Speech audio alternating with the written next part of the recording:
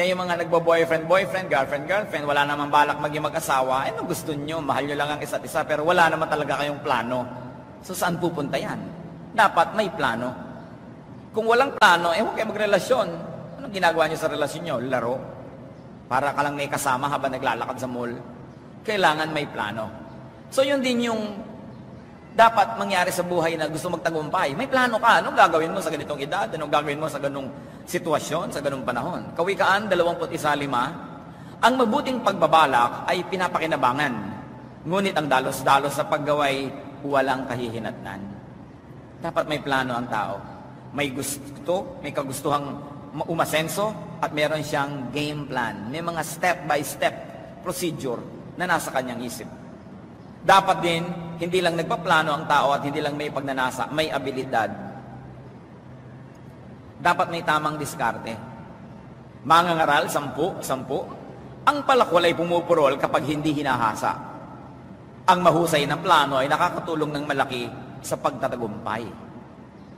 So, lalo na nga't mapuro lang yung palakol, dapat meron ka ng mahusay na plano. Hard work, good technique brings results. It brings about results. Marami po sa atin mga kapatid, meron tayong mapurol na palakol. Yung palakol, yung malaking-malaking metal na itak na pangputol ng kahoy. Kasi hindi na nagsisibak ngayon ng mga maraming tao, hindi nila alam kung ano yung palakol. It's a tool by which you cut wood. And if that tool is dull, you have to work extra hard to make it work. And in our life, it happens. Sometimes you have a very dull childhood in the sense that you are dull financially. Sometimes you never had a very, very bright education. Pero sabi, even if your axe is dull, hard work will bring about good results. So kung meron na nga tayong kakulangan, meron na tayong deficiency, meron na tayong kumisay kapintasan, daanin sa sikap at syaga para matakpan yon. At ang magiging ending pa rin nun, makakapagputol ka pa rin ng kahoy. Ano pa kung ang galing na ng technique mo, mahusay ka na, matalas pa ang iyong palakol, di lalong mas marami kang magagawa. Efeso 5:15. Kaya't mag-ingat kayo kung paano kayo mamumuhay. Mamuhay kayong tulad ng matatalino at di tulad ng mga mangmang.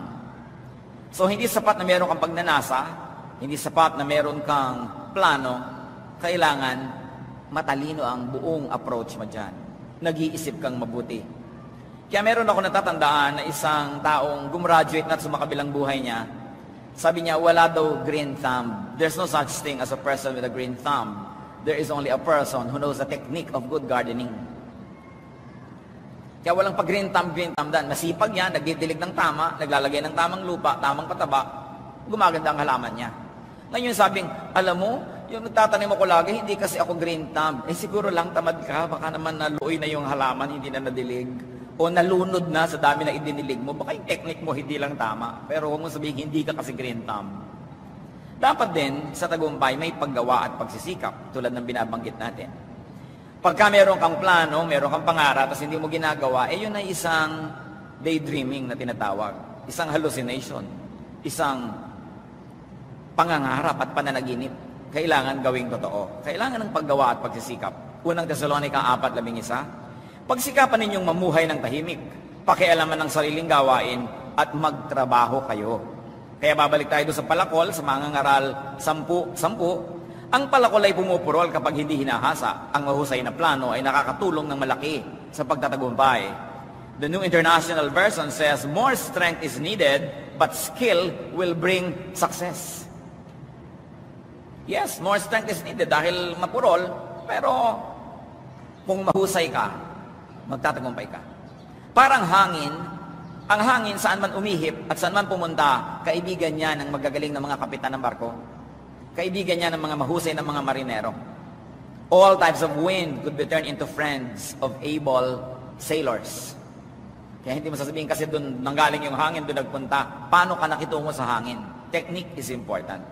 At syempre, para sa tagumpay, dapat may panalangin. Mateo 7:7, humingi kayo at kayo'y bibigyan.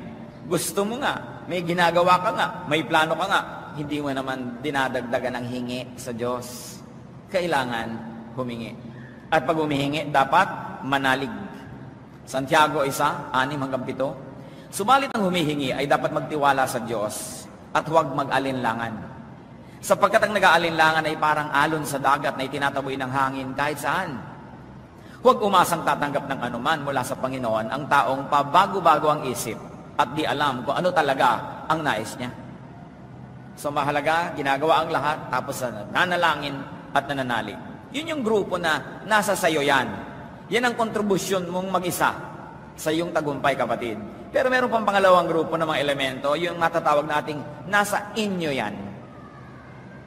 Hindi lang sa'yo, may kasama ka sa team para mangyari ang tagumpay. Nasa sa inyo yan. Sa tagumpay, kailangan ng tulong ng Diyos. Ikaw at ang Diyos, nagtatalastasan. Awit, 121:2. Ang hangad kong tulong kay Yahweh magmumula sa Diyos na lumikha ng langit at lupa. So ang kailangan natin sa Diyos ay tulong. Pag sinabi mong meron kang katulong, ibig sabihin gumagawa ka at tinutulungan Kanya. At yun ang papel ng Diyos sa ating tagumpay. Siya'y tutulong. Ibig sabihin may gagawin ka, hindi mo ipapagawa sa Kanya lahat. Kasi magic yun. Yun ang kailangan mo, magic. Kailangan ang Diyos ay nagbibigay ng tulong. Nagtatanim ka, dinidiligan mo, patatabain niya, patutubuin. May inilalagay kang timba, pauulanin niya, makakaroon ka ng tubig, mayroong partisipasyon. At doon sa nasa inyo yan, kailangan natin ng tulong ng kapwa. Sabi nga nila, people need help, especially at the beginning and at the end. Wala pang taong nagtagumpay na solo, laging may tumulong. Kaya kailangan ng tulong ng kapwa. Mangangaral 4, 9 hanggang 10. Ang dalawa ay mabuti kaysa isa. Mas marami ang bunga ng anumang gagawin nila. Kapag nabuwal ang isa, maitatayo siya ng kanyang kasama. Kawawa ang nag-iisa sapagkat walang tutulong sa kanya kapag siya ay nabuwal. At kung kailangan natin ang tulong ng Diyos sa ating tagumpay, dapat magandang relasyon natin sa Diyos. At kung kailangan natin ang tulong ng kapwa para sa tagumpay, it follows that our relationship with our fellow men must be very good. Kailangan marunong tayo makipagkapwa-tao, makipagkaibigan, makipagmabutihan, lalo sa kapitbahay.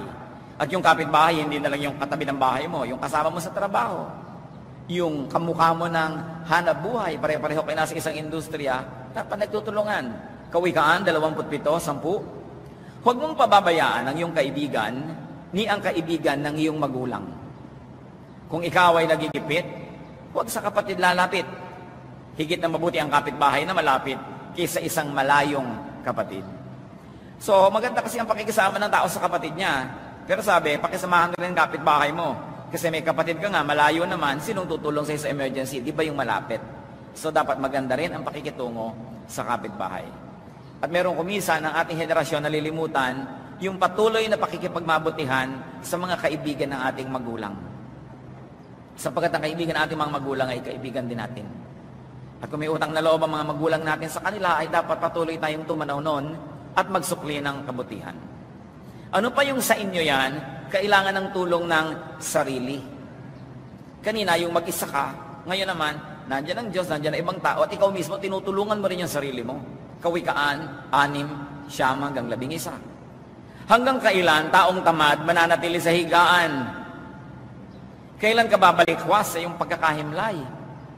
Kaunting tulog, bahagyang idlip, sandaling pahinga at paghalukip-kip, samantalang namamahinga ka at ang kahirap ay darating na parang armadong magnanakaw upang kunin ang lahat ng iyong kailangan. Sabi, a little rest, a little folding of the hands, and poverty will come to you to ruin your life. Kaya kailangan daw, tulungan ang sarili, huwag tatamad-tamad, huwag puro pahinga, huwag puro bakasyon, huwag puro gastos and consumption, but be productive.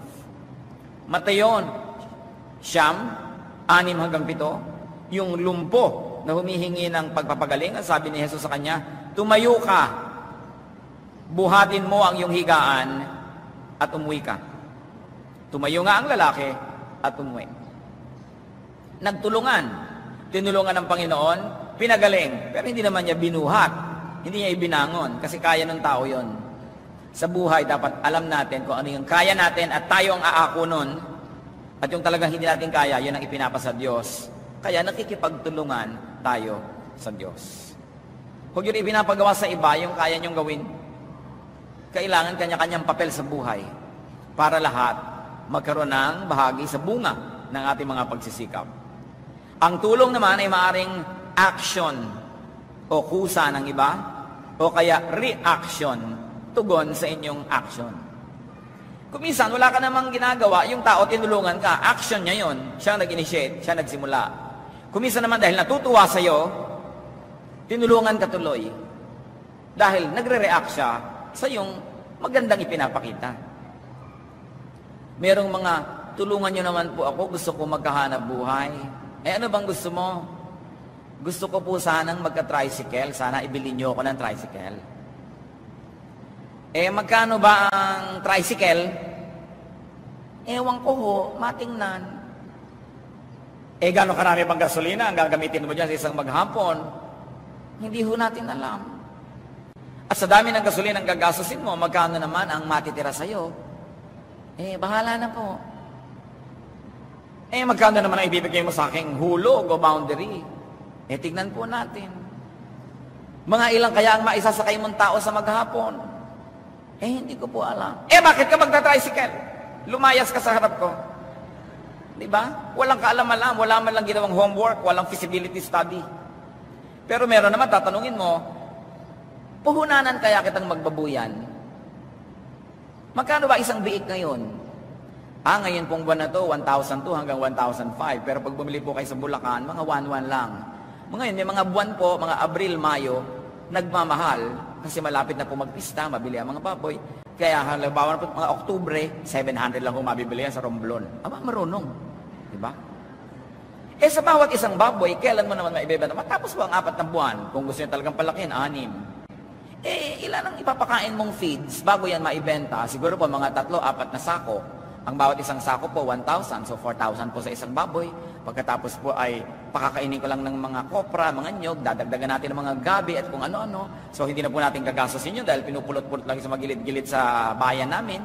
At pagkatapos ibebenta nyo. So, sa bawat puhunan po, kikita kayo ng siguro po mga 500 hanggang 700 kada isang baboy. So, kung magpupuhunan po kayo ng 7 baboy, kikita po tayo ng 4,900. Sa bawat 4 na buwan, maghahati po tayo. Meron tayong 2,500 o whatever. Magaling ka, eto mamuhunan ka. Ang point mga kapatid, bago kayo maghangad, alamin nyo muna kung ano hinahangad nyo. Dapat alam mo. At kung gusto mong magnegosyo, gusto mong kumita, kung saan ka merong asset, kung ano yung malakas ka, ano yung magaling ka. Katulad dun, ang dami yung nakatiwangwang na lupa sa probinsya, tapos nandito ka, nagtsatsaga ka sa minimum wage.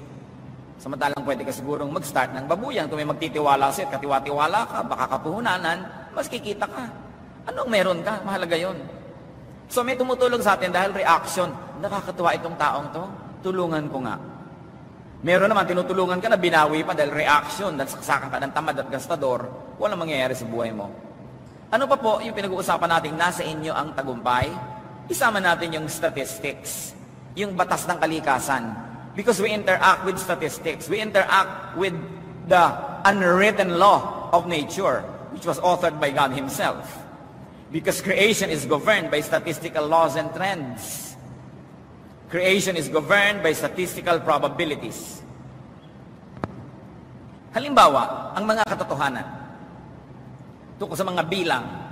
Sa mga ngaral, 4, ang dalawa ay mabuti kaysa isa, mas marami ang bunga ng anumang gagawin nila. Dapat pa bang i-memorize yan? Di ba napaka-obvious? Pero kita nyo, marami po sa ating mga kababayan, gusto natin lagi mag-isa. Magmamana ng bukid sa magulang ang 3 magkakapatid, nako, hahati-hatiin yun sa 3. Wala pa akong nakita ng mga pamilya, liban na yung kay lalaking mga pamilya talaga at sanay na sige, minana natin sa ating magulang ang ating bukid, magtayo tayo ng family corporation, sosyo-sosyo tayo. Hindi. Hahati-hatiin. Of course, economics of scale. Pag kanya-kanya kayong kilos, anong mangyayari? Hindi kayo makakatipid. Kung marami yan, malakihan, nakakamura kayo ng supplies, nakakamura kayo ng binibili nyo dahil pakyaw. May mamanahing bahay, makikita mo, kwarto mo yan, sa iyo yung silong, sa akin yung gilid, kaya yung bahay putol-putol. Hindi tayo nag-incorporate. Ang laging gusto, maghati-hatian. magkanya, naghihingalo pa yung magulang, kanya-kanyang babana ng mga lumang piano, mga akala na hindi umaandar. Diyan tayo matuto, mag-incorporate. Because we have to consolidate to be strong. It's important. You want to succeed, ang dalawa ay mabuti kaysa isa. Tamo churches, pag dumadami, o mag-i-split. Ang kumpanya, pag lumalaki, maghihiwalay yung dalawang incorporator. Hindi patuloy ang asenso. Mangangaralapat, 12. Kung ang nag-iisa ay maaaring magtagumpay laban sa isa, lalo na ang dalawa. Ang lubid na may 3 pilipit na hibla ay hindi agad malalagot. Nakikita niyo yung mga statistical probabilities na naka-enshrine mismo sa Biblia. Mateo 24, 12. Ang kasama ay lalaganap, kaya't manlalamig ang pag-ibig ng marami. Another statistical probability.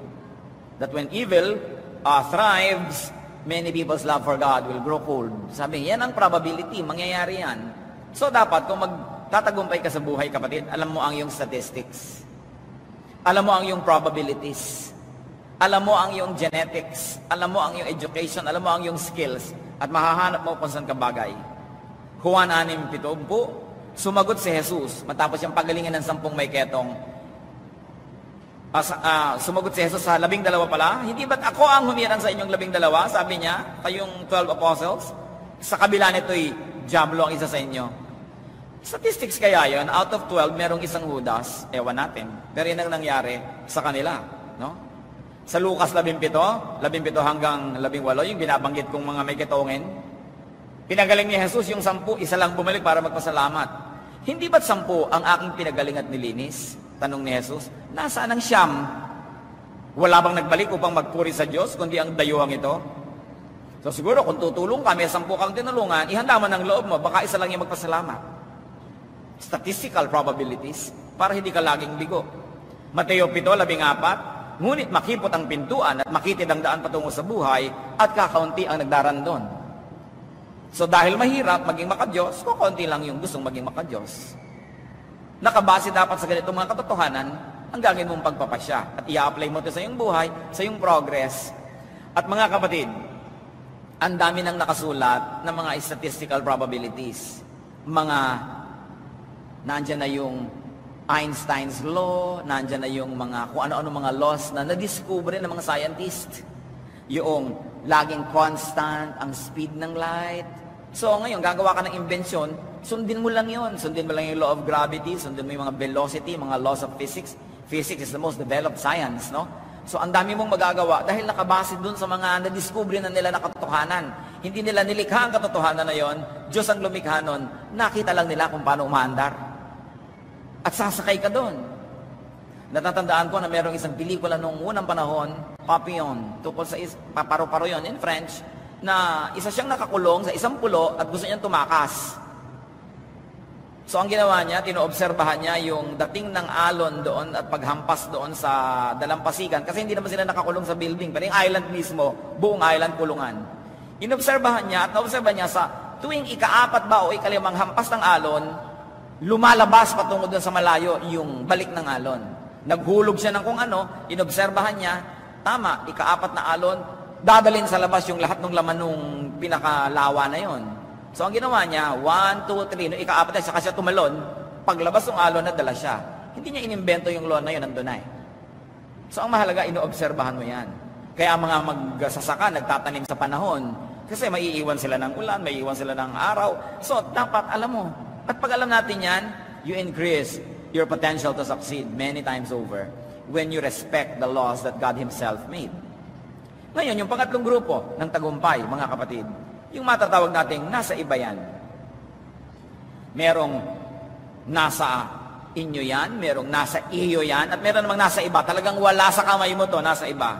Labas ito sa iyo at wala kang magagawa, kapatid. Tulad ng pagpapala ng Diyos. Exodo 33:11, sabi ni Yahweh, mahahabag ako sa nais kong kahabagan at maaawa ako sa nais kong kaawaan. So ibig sabihin, nasa Kanya yun, hindi mo siya mapipilit. Kung gusto ka pagpalain ng Diyos, walang makakapigil. Kung ayaw, walang makakapilit. So merong factor na wala sa kamay mo. At yung factor, mga kapatid, na pagkakataon. Yung tinatawag ng ibang, ay swerte. Mangangaral, Siyam 11. Ito pa ang isang bagay na napansin ko sa mundong ito. Ang mabilis ay di siyang laging nananalo sa takbuhan, ni ang malakas ay laging nagwawagi sa digmaan. Ang matatalino ay di laging nakakasumpong ng mga kailangan, at di lahat ng marunong ay yumayaman. Napapansin ko rin na di lahat ng may kakayahan ay nagtatagumpay. Lahat ay dinarat na ng malas. So may ganun palang factor. Allergic na naman na maraming Christian dyan. Ayan, nasa Biblia na. Awayin nyo yung Biblia. Diba? Talagang may minamalas. Ba't natin pinag-aaralan lahat ng ito? Para kung hindi kayo nagtatagumpay, mahalaman niyo kung anong dahilan. Wala ba akong teknik? Hindi ba ako marunong? Hindi ba ako marunong makisama sa mga tao? O ginawa ko na lahat? Sinumpa kaya ako ng Diyos? Hindi naman. Minalas ka lang. So ulitin mo. Baka maiba ang takbo ng buhay mo. Dahil iba na ang panahon, iba naman ang mangyayari. Para alam natin kung saan natin dadalhin yung ating paninisi. Para alam din natin kung saan tayo pwedeng gumawa ng correction o pagtutuwid. Dapat pag-aralan, saan ang gagaling ang tagumpay, saan ang gagaling ang kabiguan. Halimbawa, ang sipag nyo. Ang sipag-sipag nyo talaga. Umaga pa lang, alas 3 ng umaga, gising na kayo. Alas 11 pa ng gabi, gising pa rin kayo. Nagtitinda kayo ng isang garapong palamig. Sa palagay nyo, aasenso kayo? Kahit pa kayo mabuhay na 1,000 taon. 5 na lang padamihin nyo yon, maging palamig queen kayo, marami na kayong mga palamigan. Pero kung yun lang ang gagawin nyo, meron kayong pagsisikap, meron kayong trabaho, pero wala kayong teknik. Wala. Kaya maraming tao, at hanga ako sa marami nating kababayan, ang sisipag, pero walang plano, walang teknik. Inihahampas ang katawan sa trabaho, pero walang plano. Pagka tayo po ay masipag at tayo ay karapat-dapat, hindi nyo po problemahin. Matutumbok kayo at matutuntun kayo ng tutulong sa inyo. Sapagkat napakarami rin tao gustong tumulong wala lang matulungan dahil walang deserving na makita. Pero kailangan may technique. Ngayon, pag nagawa mo na lahat yun, hindi ka pa nagtagumpay, doon na, ay pagkakataon, hindi naman talaga lahat ng marurunong yumaman. Hindi lahat ng magagaling tumakbo na nanalo sa takbuhan. Sinabi na yun sa Biblia. At meron tayong isang makikita na beyond us, yun yung timpla, the mix. Katulad na lang ng mga Kristiyano, noong unang panahon, sa Gawa 2:42 hanggang 47. Nananatili sila sa itinuro ng mga apostol. Sa pagsasama-sama bilang magkakapatid, sa pagpipira-piraso ng tinapay, at sa pananalangin. Dahil sa maraming himala at kababalaghang nagagawa sa pamamagitan ng mga apostol, naghari sa lahat ang takot. Nagsama-sama ang lahat ng sumasampalataya at ang kanilang mga ari-arian ay parang sa kanilang lahat. Ipinagbibili nila ang kanilang mga ari-arian at ang pagbilhan ay ipinamamahagi sa bawat isa ayon sa kanyang pangangailangan. Araw-araw, sila ay nagkakatipon sa templo, masayang nagpipira-piraso ng tinapay sa kanilang mga tahanan at may malinis na mga kalooban. Nagpupuri sila sa Diyos at kinalulugdan rin sila ng lahat ng tao. At bawat araw ay dinadagdag sa kanila ng Panginoon ang mga naililigtas. Nakita niyo yung mix. Ang ganda ng chemistry nitong mga Kristiyanong pinag-usapan. Pero kung minsan kahit gaano kaganda ang layunin mo, nalagay ka sa isang grupong napakasagwa ng chemistry, mahirap magtagumpay. Kaya pinipili mo, ano bang grupo, pag nakakita ka ng magandang chemistry, mahalin mo yon and make sure that you are a good ingredient of that chemistry. Nagbibigay din sa atin ng tagumpay yon, yung chemistry na yon. Sinong mga kasama mo, sinong mga pinakisamahan mo, ang lahat ng yan. At meron pang isa, huli, pero hindi itong kahuli-hulihan sa lahat. Sa pag-uusap lang natin ngayon, sangkap ng tagumpay, tadhana. Tinatawag nilang palad, kapalaran. No? Si Ananias, inutusan ng Diyos na basbasan si Paul. Ayaw ni Ananias dahil alam niya, naging mahigpit sa kanila si Paul nung ito'y hindi pa mananampalataya. Gawa 15 hanggang 16. Ngunit sinabi sa kanya ng Panginoon, pumunta ka roon sapagkat pinili ko siya upang ipangaral ang aking pangalan sa mga hentil, sa mga hari, at sa mga anak ng Israel. Ipauunawa ko sa kanya ang lahat ng dapat niyang tiisin, alang-alang sa akin. O di tadhana ni Paul, dahil sabi ng Diyos, pinili ko siya. Wala siyang kinalaman doon, pinili siya. So may mga taong pinili ka kasi na ito ang papel mo sa buhay, yun ang wala kang magagawa doon. sa factor na yon at doon lang naman. May ibang mga bahagi nun, may magagawa ka pa rin. Dahil remember, merong nasa sayo yan, nasa sa inyo yan, at nasa kanila yan. Lahat yan naghahalo-halo para gumawa ng isang buhay. So many factors are involved. Mangangaral 7, 13 hanggang 14. Pag-isipan mong mabuti ang ginawa ng Diyos. Sino ang makatutuwid sa binaluktot niya? Magala ka kung mainam ang takbo ng lahat ng bagay. Sa panahon ng kahirapan, ay isipin mong parehong ipinadadala ng Diyos ang kaligayahan at kahirapan. Sino ang nakakaalam kung ano ang lang yung wala ako magagawa? Gawin mo lahat ang magagawa mo, konti lang yung mga bagay na wala ka talaga magagawa. Laging may nagagawa ang tao, pero hindi sa lahat ng panahon at hindi sa lahat ng bagay. Ngayong hindi mo kaya talagang palitan, hindi mo mababago, tanggapin. Walang kahulugan na labanan yung hindi mo kayang palitan. Isaiah 45:9. Ang palayok ba ay makakatutol sa gumawa sa kanya? Maitatanong ba ng putik sa magpapalayok kung anong ginagawa nito? Masasabi ba ng palayok na hindi sanay ang gumagawa sa kanya? So how can the clay contend with the potter? So may mga tinatanggap. Pero mga kapatid, konti at bihira lang ito. Huwag ito ang gagawin nating excuse. Pag wala nangyayari sa buhay natin, wala ako magagawa. Huling choice yan para isipin. Dahil higit na lalong madalas, may nagagawa ang tao.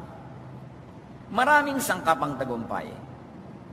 So anong dapat natin gawin mga kapatid? Ano man ang tagumpay na iniisip nyo? Tagumpay sa karir, tagumpay sa pamilya, tagumpay sa buhay espiritual, tagumpay sa kung ano man. Pare-pareho yan, tagumpay pa rin. Gawin ang abot ng kaya. Work within your capacity. Work according to your giftedness. Mangangaral 10. Ano man ang ginagawa mo, ipagbuhusan mo ng iyong buong makakaya. Ang lahat ng taong nagkaroon ng malaking tagumpay, pansinin ninyo, pinagbuhusan ng buong makakaya ang ginawa nila. Kaya naging malaki ang tagumpay. Hindi pwedeng medya-medya, konti-konti. Hanggat maaari, kumilos ayon sa iyong katangian.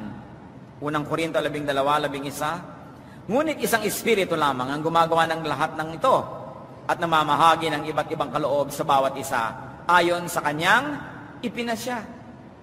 So kung anong talento natin, anong galing natin, ang espiritu ng Diyos ang nagpasya nun. Binigyan ng bawat isa para walang lugi. Lahat meron.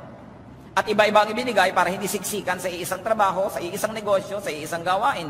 So ang hahanapin mo, ano ang ibinigay sa'yo, saan ka magaling, saan ka mahusay, at doon ka mag-focus. Hindi yung, huy, mabili pa lang ngayon ng water station, magtayo din tayo. So ngayon, magkakapit bahay lahat may water station. Lugi. Mabili pa lang hot pandesal, so lahat ngayon may hot pandesal. Mabili pa lang ang lechon manok, lahat ngayon may lechon manok. Ang ending, nagsasara lahat dahil wala nang bibili. No?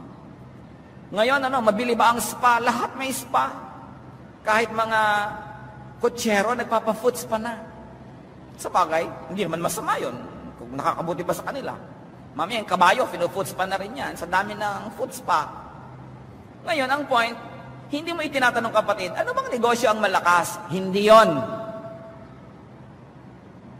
Hindi mo sabihin, uy, kumikita ang kapitbahay natin, may buko pie. So lahat ng bahay ngayon sa Los Baños at hanggang Kalamba, may buko pie.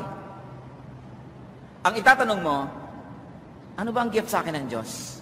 Saan ba ako magaling? Saan ako mahusay? Anong hilig ko? Ano ang ginagawa ko na mabilis magtagumpay? Yun ang gagawin kong project. So hindi ngayon magkakaroon ng needless competition because everybody is gifted and we are supposed to complement each other, not to compete with each other. Business dies of competition because people do not have a varied type of business. Hindi magkakaiba. Tuloy, nagkakalaban-laban. So, maraming sangkapang tagumpay ang kailangan makipagtulungan, makipagmabutihan sa Diyos at sa tao. Tingnan niyo ang pakikipagmabutihan ng Diyos sa tao, Lucas 6:38. Magbigay kayo at kayo ibibigyan ng Diyos. So sino nauna? Yung tao. Magbigay kayo at kayo ibibigyan ng Diyos.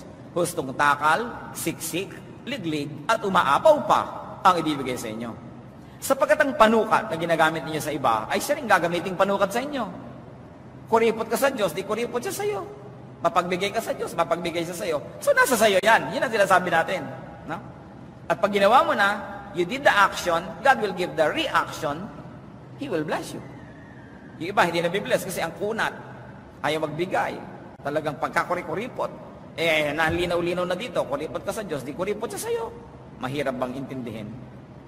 At dahil maraming sangkapang tagumpay, dapat tanggapin ang di kayang kontrolin.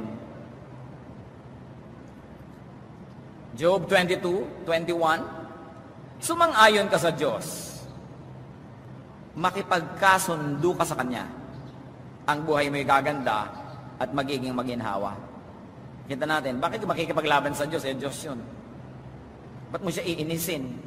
Ba't ka magtatampo sa Kanya? May panalo ka ba doon? Diyos siya. Kaya sabi, kanina, ulitin natin, gawin ang magagawa.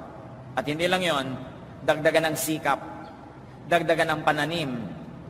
Gusto mong dumami ang ani, anong gagawin mo kapatid? Dagdagan mo ang punla.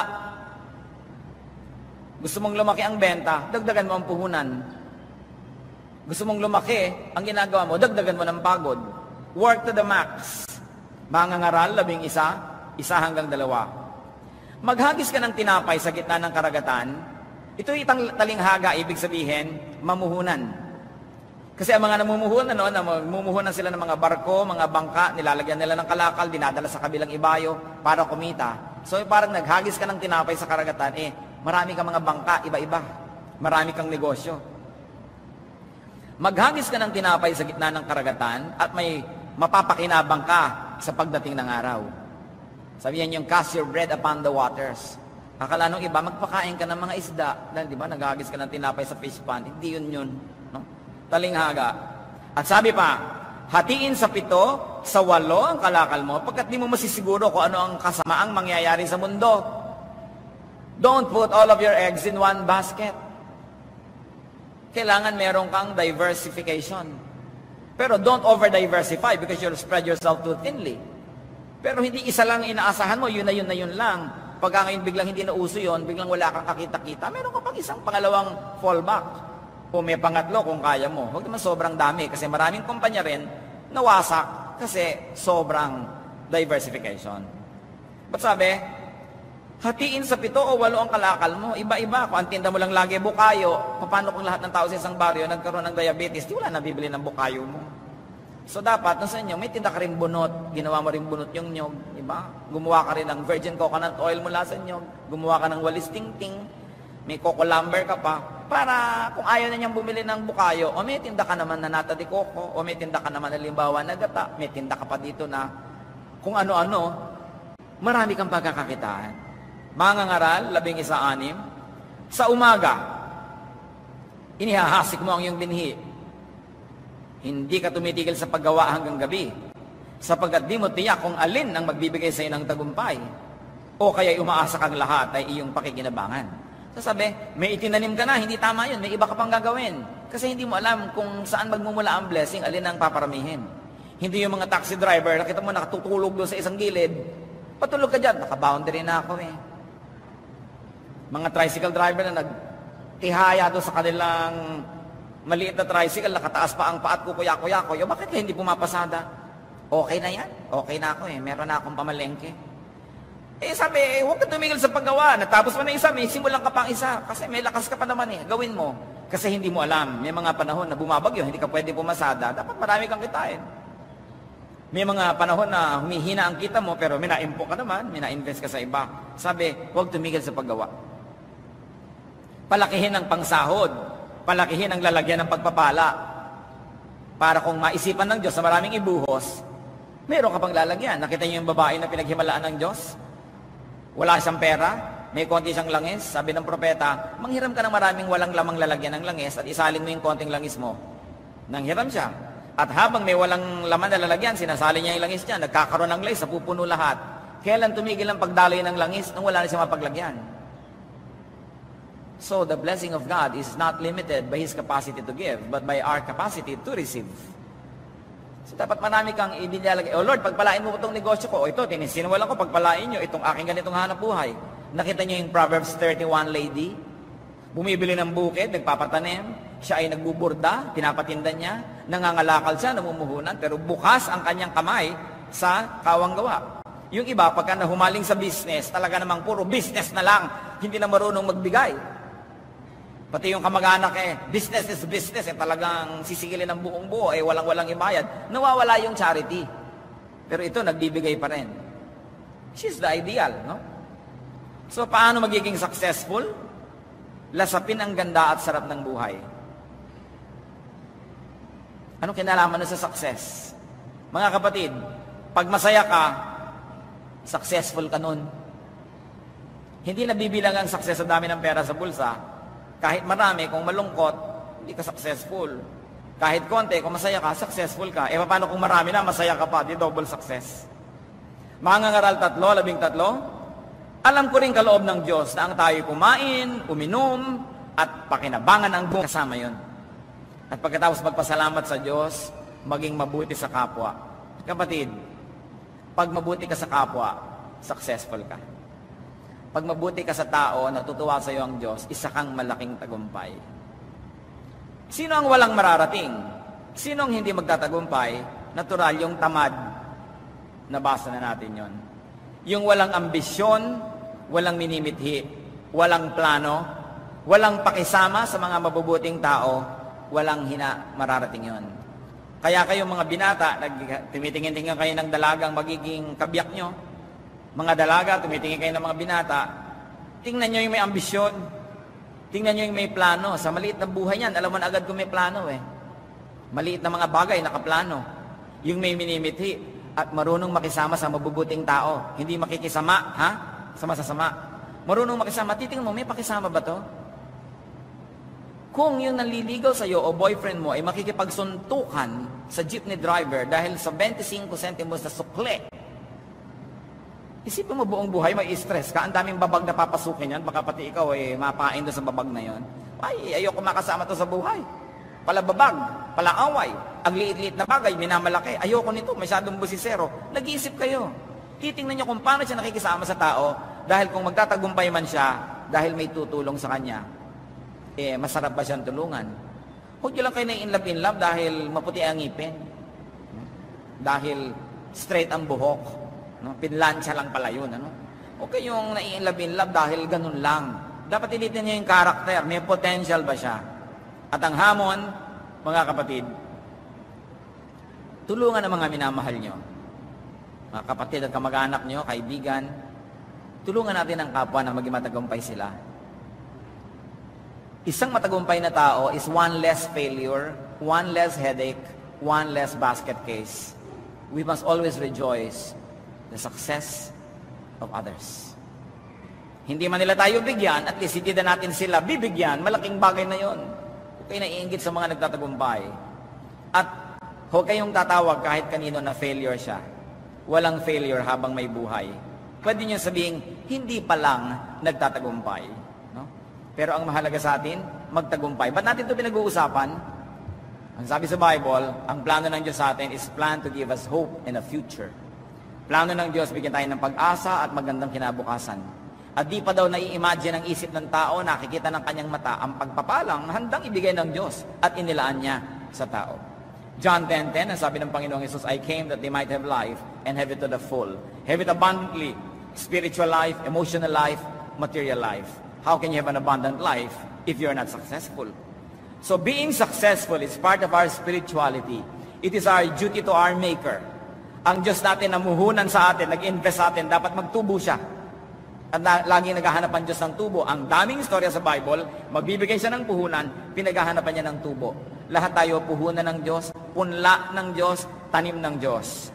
Isang kabanalan at isang relihiyosong gawain ang magtagumpay sa anuman ang ginagawa natin. Because our God is a successful God. Our God is God of success. Kaya magpapasalamat tayo. Let's celebrate the success of people. And let's help each other. Diyos namin, salamat po sapagkat kayo matagumpay na Diyos at ayaw nyo kami maging bigo. Turuan nyo kami, Lord. Matandaan namin yung bagay na matandaan namin. Lumalim sa isip namin yung bagay na magtanim sa isip namin sa mga napag-aralan ngayon. At nawa sa aming tagumpay, magkaroon kayo ng kasiyahan at madakila namin kayo. Magbulay-bulay tayo sa ilang saglit ng katahimikan at makipagdiig sa Espiritu ng Diyos. Isipin natin kung ano sa mga pinag-usapan ang talagang dapat yung iuwi o lahat-lahat ba yun? Dinggin ang udyok ng Espiritu kung paano tayo lalong magtatagumpay sa buhay. Una po, ipag-usap-usapan natin ang mga sangkap ng tagumpay. What are the building blocks of so-called success? Pwede nating magrupo sa tatlong mga sangkap ito. Yung isa, pwede nating tawaging mga sangkap na nasa sayo yan. It's all up to you. It depends on you. It's really you who matter. At kung nasa sayo yan, ang unang sangkap ng tagumpay ay paghahangad. Paghahangad ng tagumpay. Dapat may desire. Sa Genesis 24:12, sabi ni Eliezer, siya'y nanalangin ng ganito, Yahweh, maging matagumpay nawa ang aking lakad. Hindi lang siya lalakad, nananalangin siya at ginugusto niya na magkaroon ng tagumpay. Dapat may pagnanasa sa tagumpay. Negatively, this is the effect of desire. Santiago 1:14-15, natutukso ang tao kapag siya'y naaakit at nagpapatangay sa kanyang sariling nasa. Kapag ang nasa ay tumubo at nagugat sa kanyang puso, magbubunga ito ng pagkakasala. Kapag ang kasalanan ay lumala, ito'y hahantong sa kamatayan. So nakikita niyo po na yung negative desire leads to negative fruits. Dahil may pagnanasa, kaya lang mali ang pagnanasa, may bunga. So baligtarin mo yun. Yung pagnanasa na positive, magkakaroon din yun ng positive na bunga. Therefore, positive desire leads to positive fruits. But you have to begin with desire. We must not demonize desire itself, but we only demonize negative, evil desires, but not good desires. But still, as we can see, desire procures. Dapat may paghahangad. Unang Korinto 12:31, kaya't buong sikap ninyong hangarin ang mga kaloob na mas dakila. So even spiritual gifts have to be desired. Kailangan maggustuhan mo talaga yon at ipagkakaloob sa'yo. At kung ano yung pinagkaloob sa'yo, ay gustuhin mo. Pero dapat tama ang paghahanap. It is not enough that we desire, we must employ the correct and godly measures and godly methods in the pursuit of our desires. Awit 37:4, kay Yahweh mo hanapin ang kaligayahan at ang pangarap mo'y iyong makakamtan. So ano man ang hinahagad ng tao, dapat ay sa paraan ni Yahweh, sa pamamagitan ni Yahweh at sa kaluwalhatian ni Yahweh ang kanyang paghahanap. Hindi lang dapat merong pagnanasa, dapat din may plano. Dapat may balak. Parang isang lalaking nanliligaw sa babae, o sige sabi ng babae, mahal na mahal mo ako, gustong gusto ko mo ako, anong plano mo sa akin? Dapat may plano. Hindi lang sapat na mahal kita. Kaya yung mga nagbo-boyfriend, girlfriend, wala namang balak maging mag-asawa, ano gusto nyo? Mahal nyo lang ang isa't isa, pero wala naman talaga kayong plano. So saan pupunta yan? Dapat may plano. Kung walang plano, huwag kayo magrelasyon. Anong ginagawa nyo sa relasyon nyo? Laro. Para ka lang may kasama habang naglalakad sa mall. Kailangan may plano. So yun din yung dapat mangyari sa buhay na gusto magtagumpay. May plano ka. Anong gagawin mo sa ganitong edad? Anong gagawin mo sa ganong sitwasyon, sa ganong panahon? Kawikaan 21:5, ang mabuting pagbabalak ay pinapakinabangan. Ngunit ang dalos-dalos sa paggaway, walang kahihinatnan. Dapat may plano ang tao. May gusto, may kagustuhang umasenso, at meron siyang game plan. May mga step-by-step procedure na nasa kanyang isip. Dapat din, hindi lang nagpaplano ang tao at hindi lang may pagnanasa, may abilidad. Dapat may tamang diskarte. Mangangaral, 10. Ang palakwal ay pumupurol kapag hindi hinahasa. Ang mahusay ng plano ay nakakatulong ng malaki sa pagtatagumpay. So, lalo na nga't mapuro lang yung palakol, dapat meron ka ng mahusay na plano. Ganun. Hard work, good technique brings results. It brings about results. Marami po sa atin mga kapatid, meron tayong mapurol na palakol. Yung palakol, yung malaking-malaking metal na itak na pangputol ng kahoy. Kasi hindi na nagsisibak ngayon ng mga maraming tao, hindi nila alam kung ano yung palakol. It's a tool by which you cut wood. And if that tool is dull, you have to work extra hard to make it work. And in our life, it happens. Sometimes you have a very dull childhood in the sense that you are dull financially. Sometimes you never had a very, very bright education. Pero sabi, even if your axe is dull, hard work will bring about good results. So kung meron na nga tayong kakulangan, meron na tayong deficiency, meron na tayong kumisay kapintasan, daanin sa sikap at tiyaga para matakpan yon. At ang magiging ending pa rin nun, makakapagputol ka pa rin ng kahoy. Eh ano pa kung ang galing na ng technique mo, mahusay ka na, matalas pa ang iyong palakol, eh di lalong mas marami kang magagawa. Efeso 5:15. Kaya't mag-ingat kayo kung paano kayo mamumuhay. Mamuhay kayong tulad ng matatalino at di tulad ng mga mangmang. So hindi sapat na meron kang pagnanasa, hindi sapat na meron kang plano, kailangan matalino ang buong approach mo dyan. Nag-iisip kang mabuti. Kaya meron ako natatandaan na isang taong gumraduate na sumakabilang buhay niya. Sabi niya, wala daw green thumb. There's no such thing as a person with a green thumb. There is only a person who knows the technique of good gardening. Kaya walang pag green thumb dan. Masipag yan, nagdidilig ng tama, naglalagay ng tamang lupa, tamang pataba, gumaganda ang halaman niya.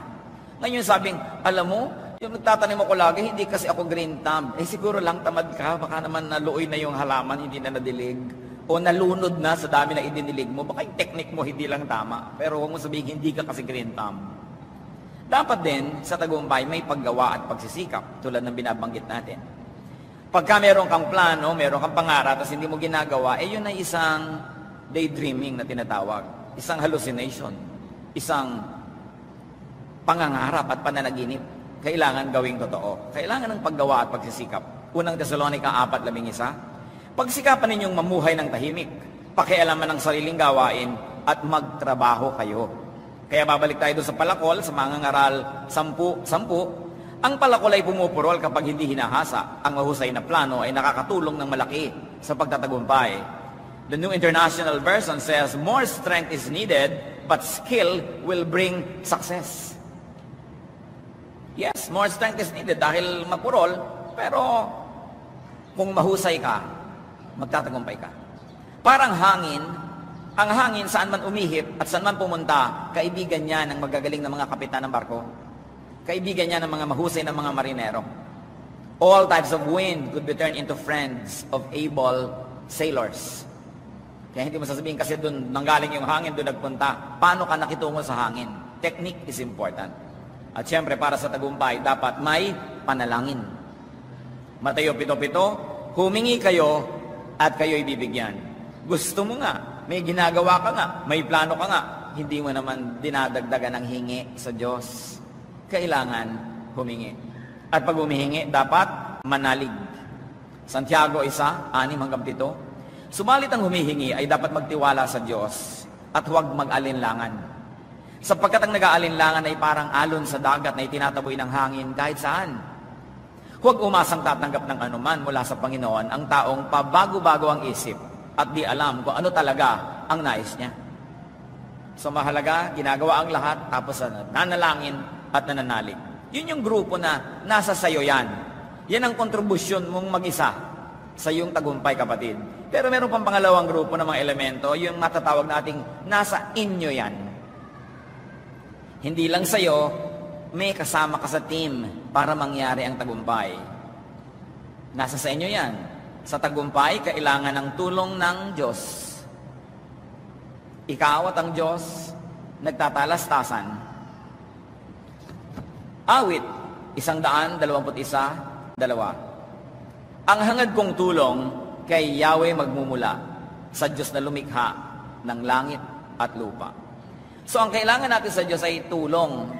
Pag sinabi mong meron kang katulong, ibig sabihin gumagawa ka at tinutulungan ka niya. At yun ang papel ng Diyos sa ating tagumpay. Siya'y tutulong. Ibig sabihin may gagawin ka, hindi mo ipapagawa sa Kanya lahat. Kasi magic yun. Yun ang kailangan mo, magic. Kailangan ang Diyos ay nagbibigay ng tulong. Nagtatanim ka, dinidiligan mo, patatabain niya, patutubuin. May inilalagay kang timba, pauulanin niya, makakaroon ka ng tubig, mayroong partisipasyon. At doon sa nasa inyo yan, kailangan natin ng tulong ng kapwa. Sabi nga nila, people need help, especially at the beginning and at the end. Wala pang taong nagtagumpay na solo, laging may tumulong. Kaya kailangan ng tulong ng kapwa. Mangangaral 4:9-10. Ang dalawa ay mabuti kaysa isa. Mas marami ang bunga ng anumang gagawin nila. Kapag nabuwal ang isa, maitatayo siya ng kanyang kasama. Kawawa ang nag-iisa sapagkat walang tutulong sa kanya kapag siya ay nabuwal. At kung kailangan natin ng tulong ng Diyos sa ating tagumpay, dapat magandang relasyon natin sa Diyos. At kung kailangan natin ng tulong ng kapwa para sa tagumpay, it follows that our relationship with our fellow men must be very good. Kailangan marunong tayo makipagkapwa-tao, makipagkaibigan, makipagmabutihan, lalo sa kapitbahay.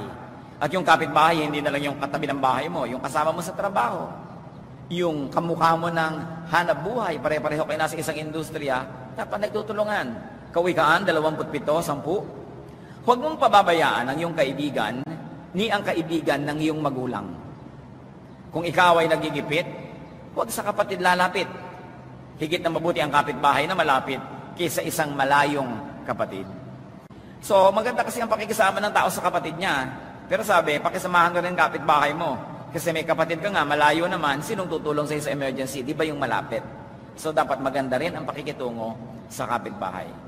At merong kumisan ng ating henerasyon nalilimutan yung patuloy na pakikipagmabutihan sa mga kaibigan ng ating magulang.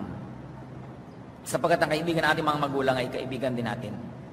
At kung may utang na loob ang mga magulang natin sa kanila, ay dapat patuloy tayong tumanaw nun at magsukli ng kabutihan.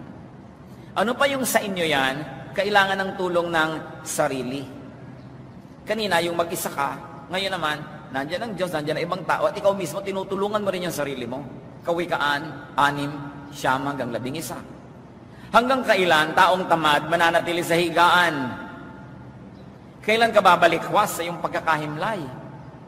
Kaunting tulog, bahagyang idlip, sandaling pahinga at paghalukip-kip, samantalang namamahinga ka at ang kahirap ay darating na parang armadong magnanakaw upang kunin ang lahat ng iyong kailangan. Sabi, a little rest, a little folding of the hands, and poverty will come to you to ruin your life. Kaya kailangan daw, tulungan ang sarili, huwag tatamad-tamad, huwag puro pahinga, huwag puro bakasyon, huwag puro gastos and consumption, but be productive. Matayon, 9-7, yung lumpo na humihingi ng pagpapagaling, sabi ni Jesus sa kanya, tumayo ka, buhatin mo ang iyong higaan at umuwi ka. Tumayo nga ang lalaki at umuwi. Nagtulungan, tinulungan ng Panginoon, pinagaling, pero hindi naman niya binuhat, hindi niya ibinangon, kasi kaya ng tao yon. Sa buhay, dapat alam natin kung ano yung kaya natin at tayo ang aako nun, at yung talagang hindi natin kaya, yun ang ipinapasa Diyos. Kaya nakikipagtulungan tayo sa Diyos. Huwag yun ipinapagawa sa iba yung kaya niyong gawin. Kailangan kanya-kanyang papel sa buhay para lahat magkaroon ng bahagi sa bunga ng ating mga pagsisikap. Ang tulong naman ay maaring action o kusa ng iba o kaya reaction, tugon sa inyong action. Kuminsan, wala ka namang ginagawa, yung tao tinulungan ka, action niya yun, siya nag-initiate, siya nagsimula. Kuminsan naman dahil natutuwa sa'yo, tinulungan ka tuloy. Dahil nagre-react siya sa yung magandang ipinapakita. Merong mga, tulungan nyo naman po ako, gusto ko magkahanap buhay. Ano bang gusto mo? Gusto ko po sanang magka-tricycle, sana ibili nyo ako ng tricycle. Magkano ba ang tricycle? Ewan ko ho, matingnan. Gano'ng karami pang gasolina ang gagamitin mo dyan sa isang maghapon? Hindi ho natin alam. At sa dami ng gasolina ang gagastusin mo, magkano naman ang matitira sa'yo? Bahala na po.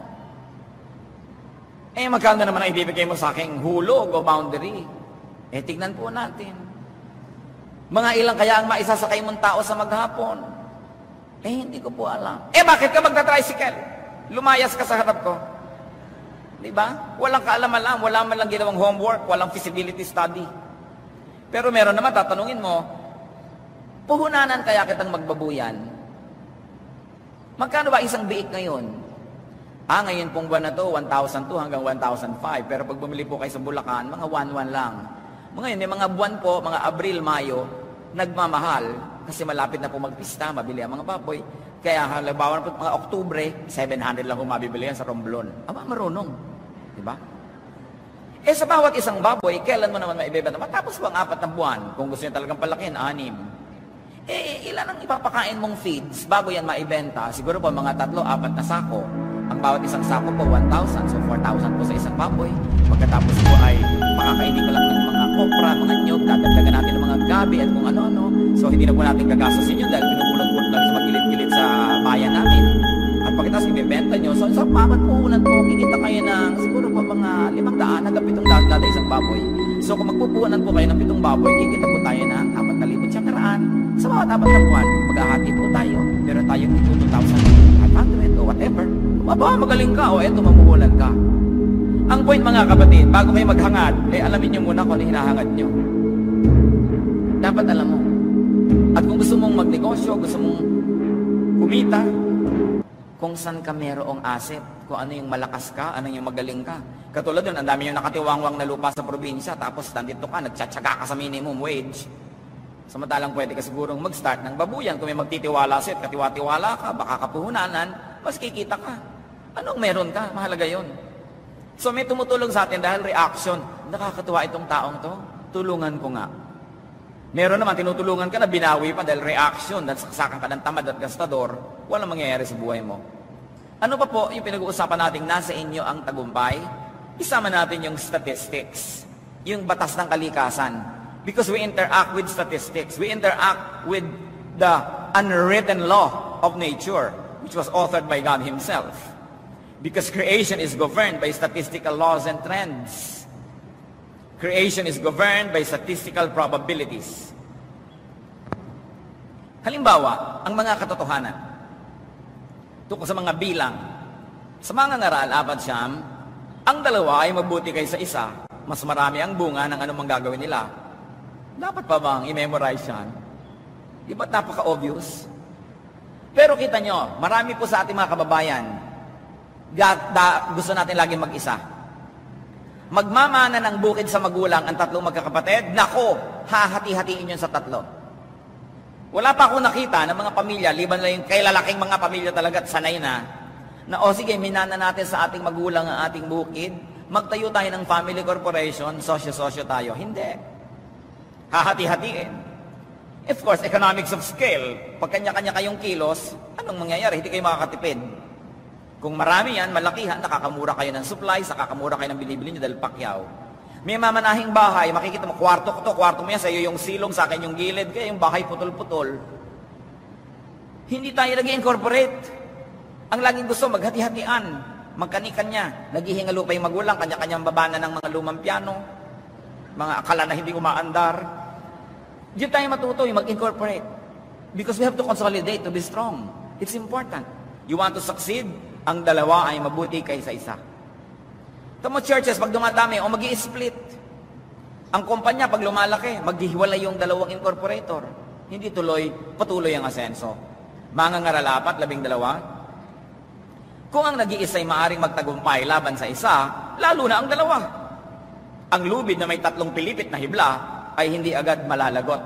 Nakikita niyo yung mga statistical probabilities na naka-enshrine mismo sa Biblia. Mateo 24:12. Ang kasama ay lalaganap, kaya't manlalamig ang pag-ibig ng marami. Another statistical probability. That when evil thrives, many people's love for God will grow cold. Sabi, yan ang probability, mangyayari yan. So dapat, kung magtatagumpay ka sa buhay, kapatid, alam mo ang yung statistics. Alam mo ang yung probabilities. Alam mo ang yung genetics. Alam mo ang yung education. Alam mo ang yung skills. At mahahanap mo kung saan ka bagay. Juan 6:7, sumagot si Jesus, matapos yung pagalingan ng 10 may ketong, sumagot si Jesus sa 12 pala, hindi ba't ako ang humiyan sa inyong 12? Sabi niya, kayong 12 apostles, sa kabila nito'y diablo ang isa sa inyo. Statistics kaya yon, out of 12, merong isang Judas, ewan natin, pero yun ang nangyari sa kanila, no? Sa Lucas 17 hanggang 18, yung binabanggit kong mga may ketongin, pinagaling ni Jesus yung 10, isa lang bumalik para magpasalamat. Hindi ba't 10 ang aking pinagaling at nilinis? Tanong ni Jesus, nasaan ang 9? Wala bang nagbalik upang magpuri sa Diyos, kundi ang dayuhang ito? So siguro, kung tutulong ka, may 10 kang tinulungan, ihanda mo ng loob mo, baka isa lang yung magpasalamat. Statistical probabilities, para hindi ka laging bigo. Mateo 7:14, ngunit makipot ang pintuan at makitid ang daan patungo sa buhay at kakaunti ang nagdaran doon. So dahil mahirap maging makadiyos, kukunti lang yung gustong maging makadiyos. Nakabase dapat sa ganitong mga katotohanan ang gagawin mong pagpapasya at i-apply mo ito sa iyong buhay, sa iyong progress. At mga kapatid, ang dami nang nakasulat ng mga statistical probabilities. Nandyan na yung Einstein's law, nandyan na yung mga kung ano-ano mga laws na nadiskubre ng mga scientist. Yung laging constant ang speed ng light. So ngayon, gagawa ka ng inbensyon, sundin mo lang yun. Sundin mo lang yung law of gravity, sundin mo yung mga velocity, mga laws of physics. Physics is the most developed science, no? So ang dami mong magagawa dahil nakabase dun sa mga nadiskubre na nila na katotohanan. Hindi nila nilikha ang katotohanan na yon, Diyos ang lumikha nun, nakita lang nila kung paano umaandar. At sasakay ka doon. Natatandaan ko na merong isang pelikula noong unang panahon, Papillon, tungkol sa paparo-paro yon in French, na isa siyang nakakulong sa isang pulo at gusto niyang tumakas. So ang ginawa niya, tinoobserbahan niya yung dating ng alon doon at paghampas doon sa dalampasigan kasi hindi naman sila nakakulong sa building, pero yung island mismo, buong island kulungan. Inobserbahan niya at naobserbahan niya sa tuwing ika-4 ba o ika-5 hampas ng alon, lumalabas patungo doon sa malayo yung balik ng alon. Naghulog siya ng kung ano, inobserbahan niya, tama, ika-4 na alon, dadalhin sa labas yung lahat ng laman nung pinakalawa na yon. So ang ginawa niya, 1, 2, 3, nung ika-4 na siya kasi tumalon, paglabas ng alon, nadala siya. Hindi niya inimbento yung law na yun, nandun na eh. So ang mahalaga, inoobserbahan mo yan. Kaya ang mga magsasaka, nagtatanim sa panahon, kasi maiiwan sila ng ulan, maiiwan sila ng araw. So dapat alam mo. At pag alam natin yan, you increase your potential to succeed many times over when you respect the laws that God Himself made. Ngayon, yung pangatlong grupo ng tagumpay, mga kapatid, yung matatawag nating nasa iba yan. Merong nasa inyo yan, merong nasa iyo yan, at meron namang nasa iba. Talagang wala sa kamay mo to, nasa iba. Labas ito sa iyo at wala ka magagawa, kapatid. Tulad ng pagpapala ng Diyos.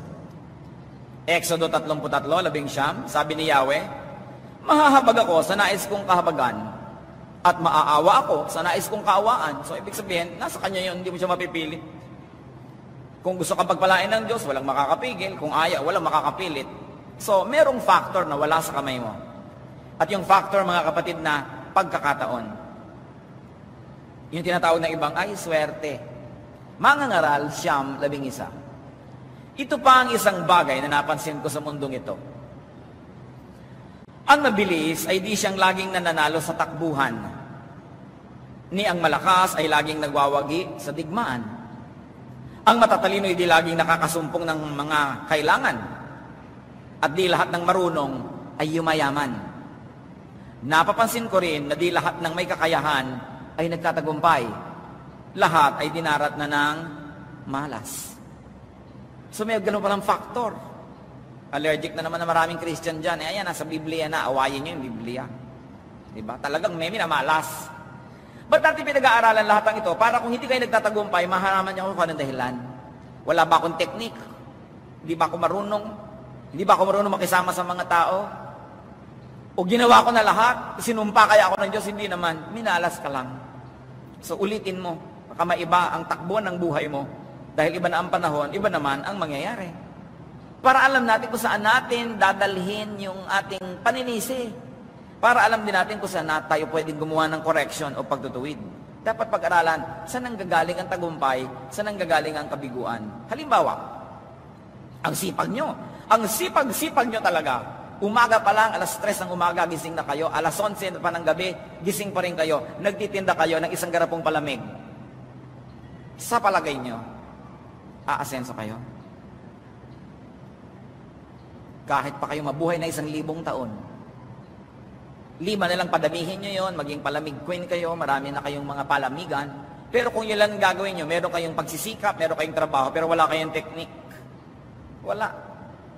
Kaya maraming tao, at hanga ako sa marami nating kababayan, ang sisipag, pero walang plano, walang teknik. Inihahampas ang katawan sa trabaho, pero walang plano. Pagka tayo po ay masipag at tayo ay karapat-dapat, hindi nyo po problemahin. Matutumbok kayo at matutuntun kayo ng tutulong sa inyo. Sapagkat napakarami ring tao gustong tumulong wala lang matulungan dahil walang deserving na makita. Pero kailangan may technique. Ngayon, pag nagawa mo na lahat yun, hindi ka pa nagtagumpay, doon na, ay pagkakataon, hindi naman talaga lahat ng marurunong yumaman. Hindi lahat ng magagaling tumakbo na nanalo sa takbuhan. Sinabi na yan sa Biblia. At meron tayong isang makikita na beyond us, yun yung timpla, the mix. Katulad na lang ng mga Kristiyano, noong unang panahon, sa Gawa 2:42 hanggang 47. Nananatili sila sa itinuro ng mga apostol sa pagsasama-sama bilang magkakapatid, sa pagpipira-piraso ng tinapay at sa pananalangin. Dahil sa maraming himala at kababalaghang nagagawa sa pamamagitan ng mga apostol, naghari sa lahat ang takot. Nagsama-sama ang lahat ng sumasampalataya at ang kanilang mga ari-arian ay parang sa kanilang lahat. Ipinagbibili nila ang kanilang mga ari-arian at ang pagbilhan ay ipinamamahagi sa bawat isa ayon sa kanyang pangangailangan. Araw-araw, sila'y nagkakatipon sa templo, masayang nagpipira-piraso ng tinapay sa kanilang mga tahanan at may malinis na mga kalooban. Nagpupuri sila sa Diyos at kinalulugdan rin sila ng lahat ng tao. At bawat araw, dinadagdag sa kanila ng Panginoon ang mga naililigtas. Nakita niyo yung mix. Ang ganda ng chemistry nitong mga Kristiyanong pinag-usapan. Pero kumisan kahit gaano kaganda ang layunin mo, nalagay ka sa isang grupong napakasagwa ng chemistry, mahirap magtagumpay. Kaya pinipili mo, ano bang grupo, pag nakakita ka ng magandang chemistry, mahalin mo yon and make sure that you are a good ingredient of that chemistry. Nagbibigay din sa atin ng tagumpay yon, yung chemistry na yon. Sinong mga kasama mo, sinong mga pinakisamahan mo, ang lahat ng yan.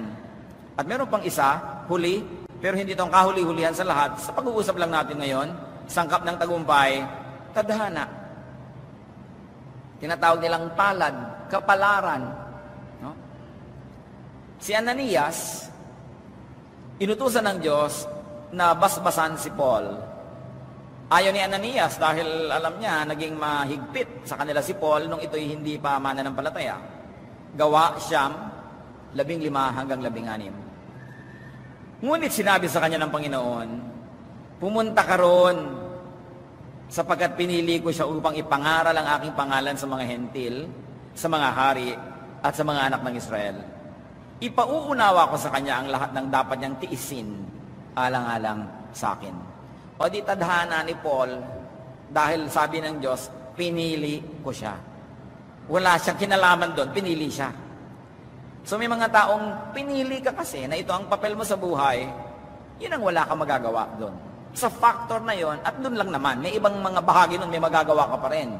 Dahil remember, merong nasa sayo yan, nasa sa inyo yan, at nasa kanila yan. Lahat yan naghahalo-halo para gumawa ng isang buhay. So many factors are involved. Mangangaral 7, 13 hanggang 14. Pag-isipan mong mabuti ang ginawa ng Diyos. Sino ang makatutuwid sa binaluktot niya? Magala ka kung mainam ang takbo ng lahat ng bagay.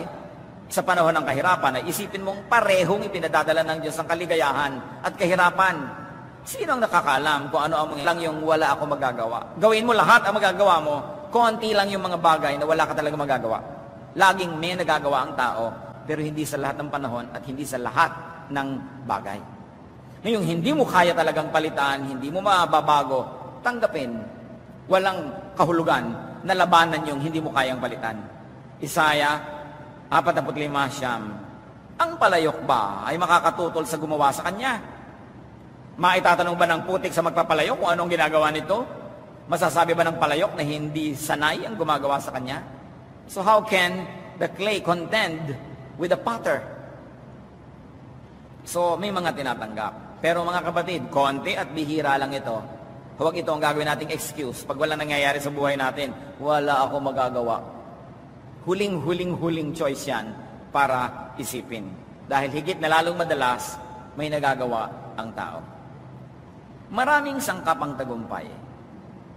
So anong dapat natin gawin mga kapatid? Ano man ang tagumpay na iniisip nyo? Tagumpay sa karir, tagumpay sa pamilya, tagumpay sa buhay espiritual, tagumpay sa kung ano man. Pare-pareho yan, tagumpay pa rin. Gawin ang abot ng kaya. Work within your capacity. Work according to your giftedness. Mangangaral 10. Ano man ang ginagawa mo, ipagbuhusan mo ng iyong buong makakaya. Ang lahat ng taong nagkaroon ng malaking tagumpay, pansinin ninyo, pinagbuhusan ng buong makakaya ang ginawa nila. Kaya naging malaki ang tagumpay. Hindi pwedeng medya-medya, konti-konti. Hanggat maaari, kumilos ayon sa iyong katangian. Unang Korinto 12:11. Ngunit isang espiritu lamang ang gumagawa ng lahat ng ito at namamahagi ng iba't ibang kaloob sa bawat isa ayon sa kanyang ipinasya. So kung anong talento natin, anong galing natin, ang espiritu ng Diyos ang nagpasya nun. Binigyan ng bawat isa para walang lugi. Lahat meron. At iba-iba ang ibinigay para hindi siksikan sa iisang trabaho, sa iisang negosyo, sa iisang gawain. So ang hahanapin mo, ano ang ibinigay sa'yo, saan ka magaling, saan ka mahusay, at doon ka mag-focus. Hindi yung, huy, mabili pa lang ngayon ng water station, magtayo din tayo. So ngayon, magkakapit bahay lahat may water station. Lugi. Mabili pa lang hot pandesal, so lahat ngayon may hot pandesal. Mabili pa lang ang lechon manok, lahat ngayon may lechon manok. Ang ending, nagsasara lahat dahil wala nang bibili. No? Ngayon, mabili ba ang spa? Lahat may spa. Kahit mga kutsero, nagpapa-food spa na. Sa bagay, hindi naman masama yun. Kung nakakabuti ba sa kanila. Mami, ang kabayo, fino-food spa na rin yan. Sa dami ng food spa. Ngayon, ang point, hindi mo itinatanong kapatid, ano bang negosyo ang malakas? Hindi yon. Hindi mo sabihin, uy, kumikita ang kapitbahay natin, may buko pie. So lahat ng bahay ngayon sa Los Baños, sa hanggang Kalamba, may buko pie. Ang itatanong mo, ano ba ang gift sa akin ng Diyos? Saan ba ako magaling? Saan ako mahusay? Anong hilig ko? Ano ang ginagawa ko na mabilis magtagumpay? Yun ang gagawin kong project. So hindi ngayon magkakaroon ng needless competition because everybody is gifted and we are supposed to complement each other, not to compete with each other. Business dies of competition because people do not have a varied type of business. Hindi mo kakaiba. Tuloy, nagkakalaban-laban. So, maraming sakapang tagumpay ang kailangan makipagtulungan, makipagmabutihan sa Diyos at sa tao. Tingnan niyo ang pakikipagmabutihan ng Diyos sa tao, Lucas 6:38. Magbigay kayo at kayo ibibigyan ng Diyos. So, sino nauna? Yung tao, magbigay kayo at kayo bibigyan ng Diyos. Hustong takal, siksik, liglig, at umaapaw pa ang ibibigay sa inyo. Sapagkat ang panukat na ginagamit niyo sa iba, ay siya rin gagamiting panukat sa inyo. Kuripot ka sa Diyos, di kuripot siya sa iyo. Mapagbigay ka sa Diyos, mapagbigay siya sa iyo. So nasa sa iyo yan. Yun ang sinasabi natin. No? At pag ginawa mo na, you did the action, God will give the reaction, He will bless you. Yung iba, hindi na-bless kasi ang kunat, ayaw magbigay. Talagang pagkakuripot, nalinaw-linaw na dito, kuripot ka sa Diyos, di kuripot siya sa iyo. Mahirap bang intindihin? At dahil maraming sangkapang tagumpay, dapat tanggapin ang di kayang kontrolin.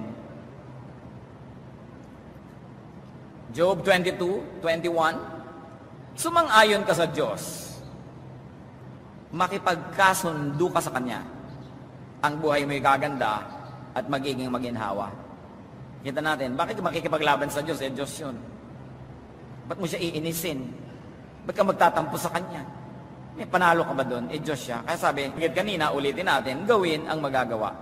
At hindi lang yon, dagdagan ng sikap, dagdagan ng pananim. Gusto mong dumami ang ani, anong gagawin mo kapatid? Dagdagan mo ang punla. Gusto mong lumaki ang benta, dagdagan mo ang puhunan. Gusto mong lumaki, ang ginagawa mo, dagdagan mo ng pagod.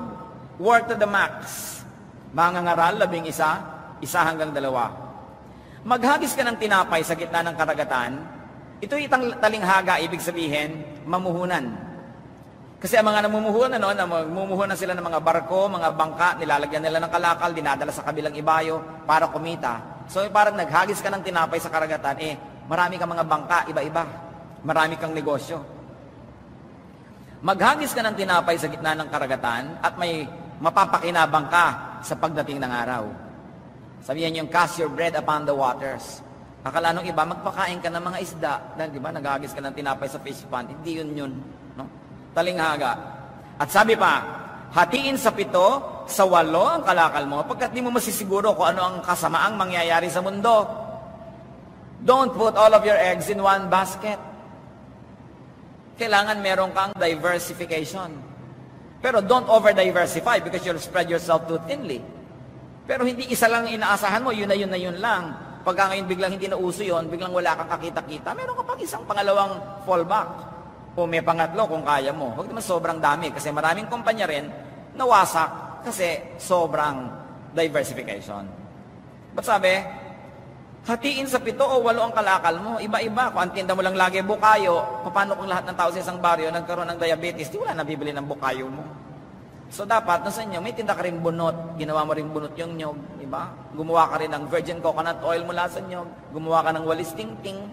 May coco lumber ka pa. Para kung ayaw na niyang bumili ng bukayo, o may tinda ka naman na nata de coco, o may tinda ka naman halimbawa na gata, may tinda ka pa dito na kung ano-ano, marami kang pagkakakitaan. Mangangaral, 11:6, sa umaga, inihahasik mo ang iyong binhi. Hindi ka tumitigil sa paggawa hanggang gabi, sapagkat di mo tiyak kung alin ang magbibigay sa iyo ng tagumpay, o kaya umaasa kang lahat ay iyong pakikinabangan. Sasabi, may itinanim ka na, hindi tama yun, may iba ka pang gagawin. Kasi hindi mo alam kung saan magmumula ang blessing, alin ang paparamihin. Hindi yung mga taxi driver, nakita mo nakatutulog doon sa isang gilid, patulog ka dyan, naka-boundary na ako eh. Mga tricycle driver na nag-ihaya doon sa kanilang maliit na tricycle, nakataas pa ang paat kukuya-kuya-kuya, bakit kaya hindi pumapasada? Okay na yan, okay na ako eh, meron na akong pamalengke. Eh sabi, huwag ka tumigil sa paggawa. Natapos mo na isa, may simulan ka pang isa. Kasi may lakas ka pa naman eh. Gawin mo. Kasi hindi mo alam. May mga panahon na bumabagyo, hindi ka pwede pumasada. Dapat marami kang kitain. May mga panahon na humihina ang kita mo, pero mina-impo ka naman, mina-invest ka sa iba. Sabi, huwag tumigil sa paggawa. Palakihin ang pangsahod. Palakihin ang lalagyan ng pagpapala. Para kung maisipan ng Diyos na maraming ibuhos, meron ka pang lalagyan. Nakita niyo yung babae na pinaghimalaan ng Diyos? Wala siyang pera, may konti siyang langis. Sabi ng propeta, manghiram ka ng maraming walang lamang lalagyan ng langis at isalin mo yung konting langis mo. Nanghiram siya. At habang may walang laman na lalagyan, sinasalin niya yung langis niya, nagkakaroon ng langis, napupuno lahat. Kailan tumigil ang pagdaloy ng langis nang wala na siyang mapaglagyan? So the blessing of God is not limited by His capacity to give, but by our capacity to receive. So dapat marami kang inilalagay. O Lord, pagpalain mo itong negosyo ko. O ito, tinisinuwalan ko, pagpalain nyo itong aking ganitong hanap buhay. Nakita nyo yung Proverbs 31 lady? Bumibili ng bukid, nagpapatanim. Siya ay nagbuburda, pinapatinda niya. Nangangalakal siya, namumuhunan. Pero bukas ang kanyang kamay sa kawang gawa. Yung iba, pagka nahumaling sa business, talaga namang puro business na lang. Hindi na marunong magbigay. Pati yung kamag-anak business is business, talagang sisigilin ng buong buo, walang-walang ibayad. Nawawala yung charity. Pero ito, nagbibigay pa rin. She's the ideal, no? So, paano magiging successful? Lasapin ang ganda at sarap ng buhay. Anong kinalaman na sa success? Mga kapatid, pag masaya ka, successful ka nun. Hindi nabibilang ang success sa dami ng pera sa bulsa. Kahit marami, kung malungkot, hindi ka successful. Kahit konti, kung masaya ka, successful ka. E paano kung marami na, masaya ka pa, di double success. Mangangaral 3:13, alam ko rin kaloob ng Diyos na ang tayo kumain, uminom, at pakinabangan ang buong kasama yon. At pagkatapos magpasalamat sa Diyos, maging mabuti sa kapwa. Kapatid, pag mabuti ka sa kapwa, successful ka. Pag mabuti ka sa tao, natutuwa sa iyo ang Diyos, isa kang malaking tagumpay. Sino ang walang mararating? Sino ang hindi magtatagumpay? Natural, yung tamad. Nabasa na natin yon. Yung walang ambisyon, walang minimithi, walang plano, walang pakisama sa mga mabubuting tao, walang mararating yon. Kaya kayo mga binata, tumitingin-tingin kayo ng dalagang magiging kabiyak nyo. Mga dalaga, tumitingin kayo ng mga binata, tingnan nyo yung may ambisyon, tingnan nyo yung may plano. Sa maliit na buhay niyan, alam mo na agad kung may plano eh. Maliit na mga bagay, nakaplano. Yung may minimithi at marunong makisama sa mabubuting tao. Hindi makikisama, ha? Sa masasama. Marunong makisama, titingnan mo, may pakisama ba to? Kung yung nanliligaw sa'yo o boyfriend mo ay makikipagsuntukan sa jeepney driver dahil sa 25 centimos na sukle, isipin mo buong buhay, may stress ka, ang daming babag na papasukin yan, baka pati ikaw mapain doon sa babag na yon. Ay, ayoko makasama to sa buhay. Palababag, palaaway, ang liit-liit na bagay, minamalaki, ayoko nito, masyadong busisero. Nag-iisip kayo.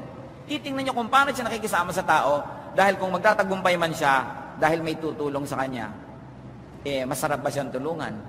Huwag nyo lang kayo na in love dahil maputi ang ngipin. Dahil